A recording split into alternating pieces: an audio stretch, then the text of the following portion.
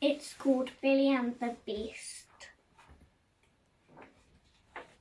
Billy and Fat Cat were walking through the forest, which was something they liked to do now and then. They stomped and crunched and splashed and jumped. They said hello to Hedgehog, hello to Fox, hello to the mice, and hello to the adorable little bunny rabbits. It was a perfect, lovely day, but suddenly there was a terrible rumble. It was Fat Cat's tummy. Uh-oh, said Billy, who knew he'd need a snack as soon as possible, so she rummaged around in her hair. Billy kept all sorts of stuff in her hair. It was very useful for stashing things in, like donuts. Here you go, Fat Cat, she said. Then Billy and Fat Cat walked back through the forest. They said goodbye to Hedgehog. Hang on, where was Hedgehog? Where was Fox? Where were the mice? And where were the adorable little bunny rabbits? But before Billy had a chance to say how strange, everything went dark. Hey, shouted Billy, whoever you are, you'd better let us out of here right now. Billy and Fat Cat were dumped on the ground with a thud, and they saw a very big thing. Who are you? Asked Billy. I am a terrible beast, said the terrible beast. Billy was not impressed. Why have you taken us?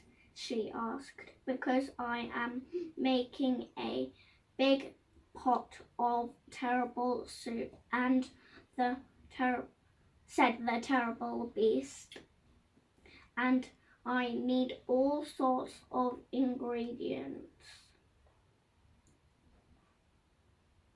I get stuck on this word, remember? And sure enough, then they saw Hedgehog, Fox, the mice, and the adorable little bunny rabbits. None of them looked especially happy to be there. Now what's next? Oh, this isn't the right page. Right, what's for the pot? Hooted the beast. Ooh, yum, grated Hedgehog. Well, Billy couldn't just stand by and let the terrible beast eat everyone up. She had to think fast. Excuse me, Mr. Terrible Beast. Mr. Terrible Beast, she said, but I think you'll find that grated Hedgehog is much too spiky. You'll get a itchy mouth and a prickly bottom. Here, try this delicious pine cone instead. The terrible beast eyed the pine cone with suspicion. He had a think. He said. A prickly bottom, you say? All right, I'll give it a try. Now what's next for the pot? Growled the beast. Ooh, delicious spicy mice. This didn't sound good for the mice. Billy had to think fast again. These mice look really old and sick and horrible. If you put them in your pot, you'll definitely get a tummy ache. The Beast looked at the mice. He wasn't keen on having a tummy ache. Fine, he huffed. Well, what's next on the list? Ooh, a nice big bushy foxtail. Things were looking bleak for Fox. Billy had to think even faster. Ugh, said Billy. Foxtails are muddy and boring. Try something bright and bushy instead. Ooh, said the terrible monster with sparkles too, and he popped the duster in the pot. Suddenly there was a terrible rumble. It was the Beast's tummy. I am so hungry, growled the Beast. And when I get hungry, I get angry. These adorable little bunny rabbits are going into my soup and nobody is going to stop me. Billy knew she had to stop him. These bunny rabbits are not adorable, she said.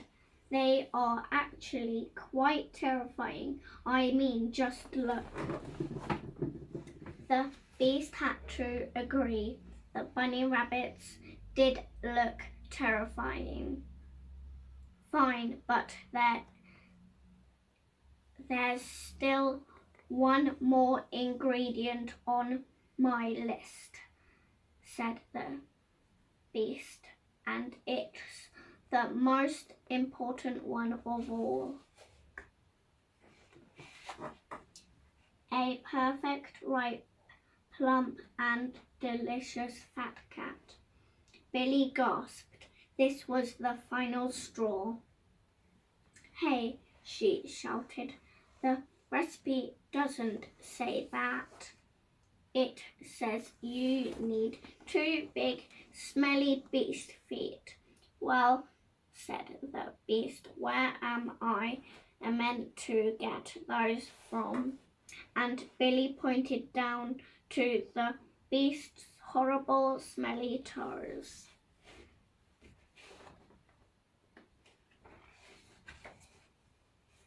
Ooh, yes, said the Beast, that's lucky, and he leaped into the steaming pot like a fool.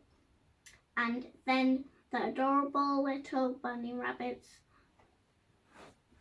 slammed down the lid with impressive force, which surprised everyone. Slam! They all watched the terrible Beast bounce down the hills, never to be seen again. Then suddenly there was a terrible rumble.